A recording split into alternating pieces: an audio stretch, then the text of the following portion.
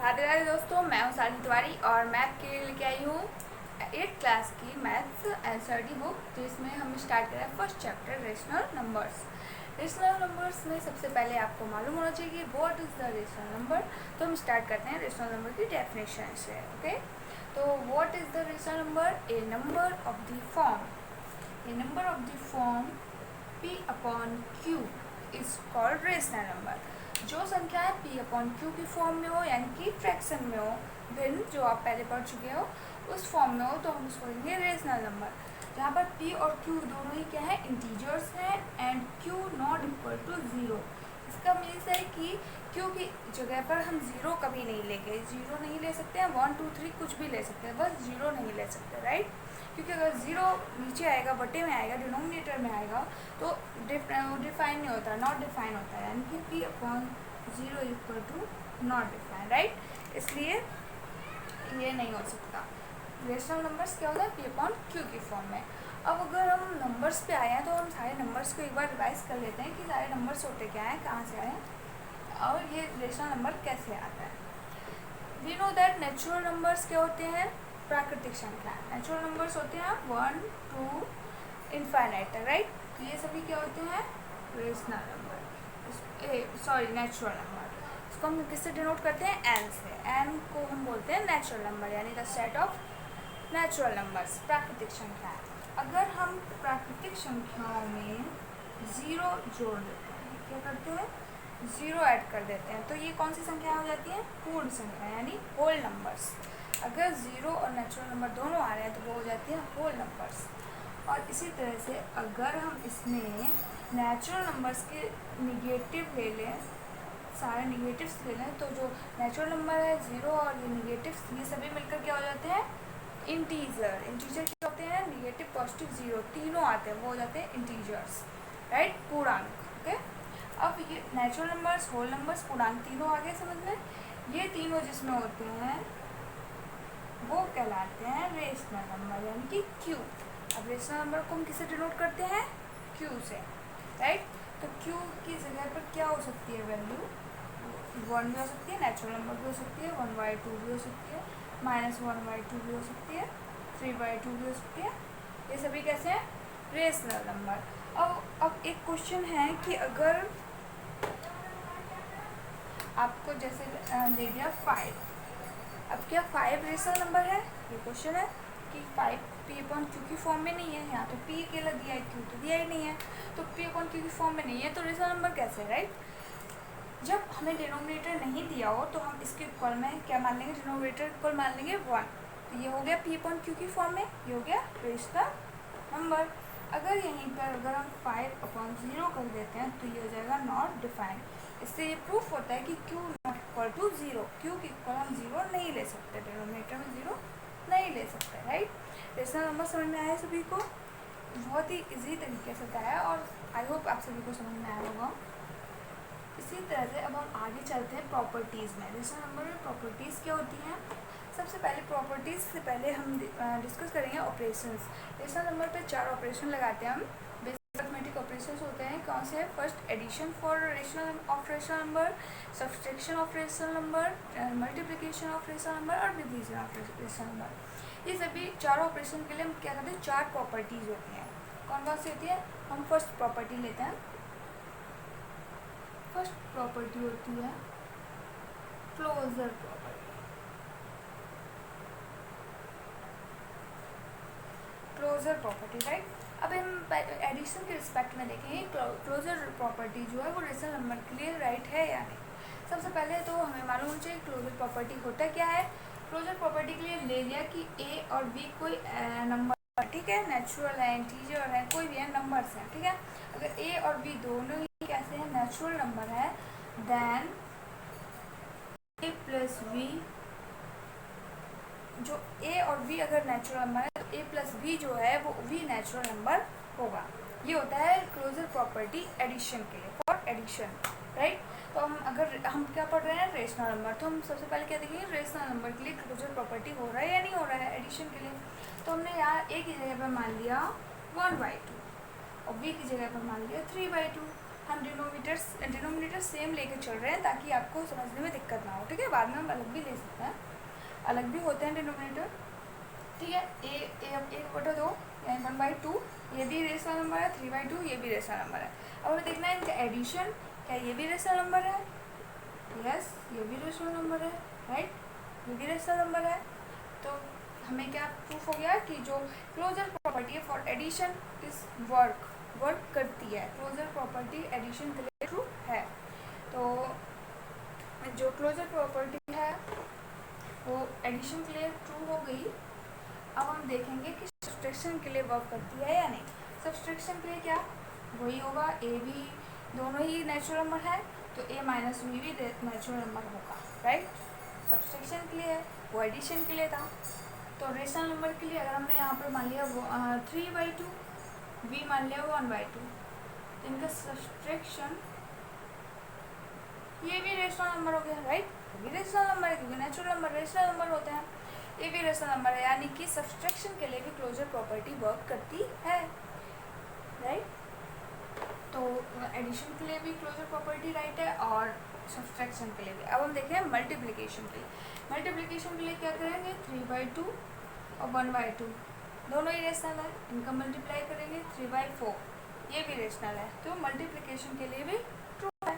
अगर हम डिवीज़न के लिए देखें, डिवीज़न के लिए 3/2 डिवाइडेड बाई 1/2, 3/2 इंटू 2 हो जाएगा रेसिप्रोकल, और 2 से 2 कैंसिल, 3/1 ये भी कैसा आ रहा है, रेशनल नंबर। इससे प्रूफ होता है कि क्लोजर प्रॉपर्टी जो एडिशन, सब्सट्रैक्शन, डिवीज़न, मल्टीप्लिकेशन चारों के लिए वर्क करती है रेशनल नंबर्स में, ओके। अब हम आ जाते हैं सेकंड प्रॉपर्टी में। सेकंड प्रॉपर्टी होती है commutative property.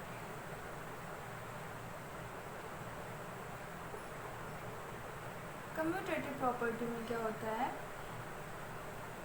Late A B कोई एलिमेंट है यानी कि नंबर्स हैं ए और B, then A plus B is equal to B plus A हुआ। ये होती है कम्यूटेटिव प्रॉपर्टी की रूल। इसका रूल होता है कि A plus B is equal to B plus A आएगा। तो हम देखें कि रेशनल नंबर के लिए ट्रू है या नहीं। अगर हमने यहाँ पे ले लिया 1/2, यहाँ ले लिया 3/2, तो इनको रिप्लेस किया एक दूसरे से, ए की जगह बी है, बी की जगह ए है, तो 3/2 प्लस 1/2 क्या आ जाएगा, 4/2 is equal to 4/2। That's true, right. Commutative property addition के रिस्पेक्ट में वर्क कर रही है, यानी कि एडिशन के लिए कम्यूटेटिव प्रॉपर्टी प्रूफ हुई। अब हम देखेंगे कि सब्सट्रैक्शन के लिए होती है या नहीं, यानी कि a minus B is equal to B minus A आना चाहिए। ले लिया 3/2 माइनस 1/2 इज इक्वल टू क्या हो जाएगा, 1/2 माइनस 3/2। तो यहाँ तो आ गया 2/2, लेकिन यहाँ क्या आएगा, -2/2। ये इक्वल है, नहीं है। दैन सिंपल है कि इक्वल नहीं है, तो यानी कि सब्सट्रैक्शन के लिए जो कम्यूटेटिव प्रॉपर्टी है वो वर्क नहीं करती है। अब अगर हम चले मल्टीप्लिकेशन की ओर, तो मल्टीप्लिकेशन के लिए क्या हो जाएगा, a into V is equal to V into A आना चाहिए। 1/2 into 3/2 is equal to 3/2 into 1/2 is equal to 3/4, 3/4। That's clear. क्या 3/4 इक्वल टू 3/4, यानी कि मल्टीप्लिकेशन के लिए कम्यूटेटिव प्रॉपर्टी वर्क करती है। अभी इसी तरह से हम डिवीज़न के लिए निकालें, तो डिवीज़न में क्या हो जाएगा, a divided by b is equal to b divided by a।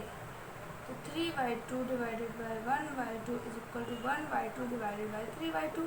कुछ नहीं करना है, बस कम्यूटेटिव प्रॉपर्टी में एक दूसरे से रिप्लेस करना है, ठीक है। अगर मल्टीप्लाई करेंगे तो हो जाएगा 2 1/2 इंटू 2/3। तो यहाँ क्या आ जाएगा, 3 is equal to 1/3। That's not equal. Equal है, नहीं है, इक्वल नहीं है। तो डिवीज़न के लिए जो कम्यूटेटिव प्रॉपर्टी है वो वर्क नहीं करती है। तो हमने कम्यूटेटिव प्रॉपर्टी में क्या देखा कि एडिशन और मल्टीप्लिकेशन सिर्फ दो पर ही ये वर्क करती है, सब्सट्रैक्शन और डिवीज़न के लिए ये वर्क नहीं करती। अगर हम आ जाए थर्ड प्रॉपर्टी में, थर्ड प्रॉपर्टी होती है एसोसिएटिव प्रॉपर्टी।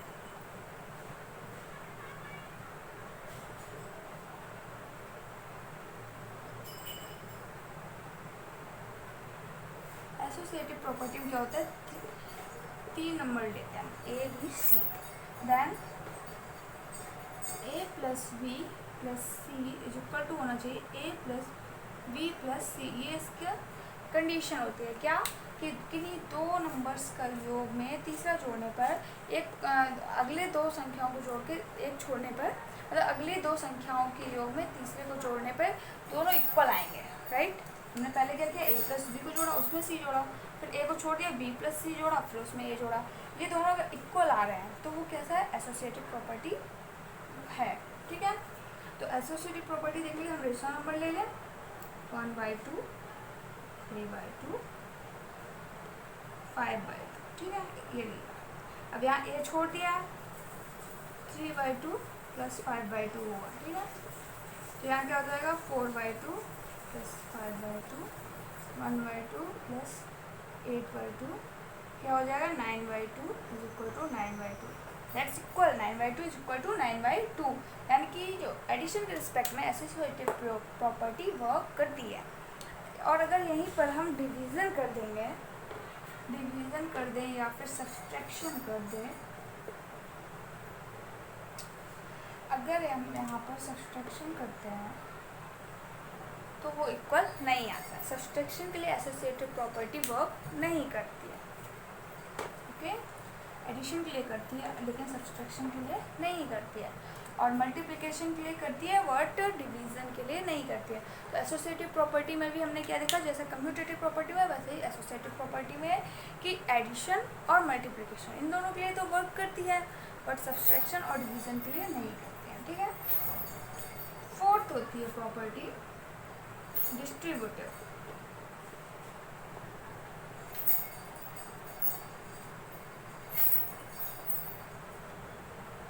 डिस्ट्रीब्यूटिव प्रॉपर्टी क्या होती है कि एक्स वाई जेड कोई नंबर्स हैं, then x into y plus z will be x into y plus x into Z.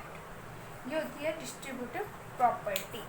क्या कि x into y plus z है, यानी कि दो संख्याओं के योग में अगर तीसरे से गुणा करते हैं तो वो उस संख्या जिससे गुणा किया है वो उन अलग अलग संख्याओं के गुणन के योग के बराबर होती है। ये होती है डिस्ट्रीब्यूटिव प्रॉपर्टी। क्या x से इंटू किया था वाई प्लस जेड में, तो x से इंटू हो जाएगा y में, प्लस प्लस लगा x का इंटू हो जाएगा z में। ये होती है डिस्ट्रीब्यूटिव प्रॉपर्टी। अब हम आगे चलते हैं, हो गई चारों प्रॉपर्टीज़। इन्हीं प्रॉपर्टीज़ के बेस पे हम आगे एक्सरसाइज लगाएंगे, ओके। और ये बहुत ही इम्पॉर्टेंट प्रॉपर्टीज़ है, तो एक बार ट्राई ज़रूर कीजिएगा, आ जाएगा। अभी देखते हैं एडिटिव इनवर्स। अगर आपसे क्वेश्चन किया जाए कि एडिटिव इनवर्स यानी कि रेशनल नंबर दिया है p/q, इसका एडिटिव इनवर्स क्या होगा, तो इसका एडिटिव इनवर्स होगा -p/q। एडिटिव इनवर्स के लिए जो साइन होता है, अगर पॉजिटिव साइन है तो यहाँ नेगेटिव साइन हो जाएगा, अगर नेगेटिव साइन होता है तो यहाँ पॉजिटिव साइन होता है। सिर्फ हम साइन देखते हैं। अगर हो जाए मल्टीप्लिकेटिव इनवर्स, मल्टीप्लिकेटिव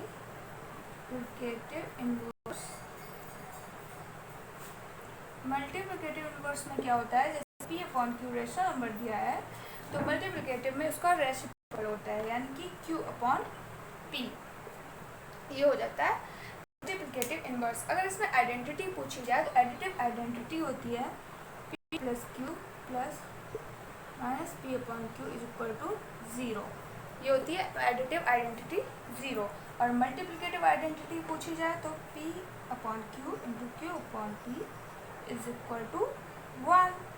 तो ये भी एक अच्छा क्वेश्चन है कि एडिटिव आइडेंटिटी क्या होती है 0 और मल्टीप्लिकेटिव आइडेंटिटी क्या होती है 1। आई होप आप सभी को ये टॉपिक अच्छा लगा हो, समझ में आया हो। अगर आपको नहीं आया तो आप मुझे कमेंट करके बता सकते हैं कि आपको कहाँ पर प्रॉब्लम हुई है, और आप कोशिश कीजिएगा अगली वीडियो में मैं आपके लिए एक्सरसाइज लेके आऊँगी। आपको इस कॉन्सेप्ट से आपको बहुत अच्छे से एक्सरसाइज समझ में आएंगी। Thank you. बस चैनल को लाइक और सब्सक्राइब करें और वीडियोस को ऐसे ही देखने के लिए सब्सक्राइब करें।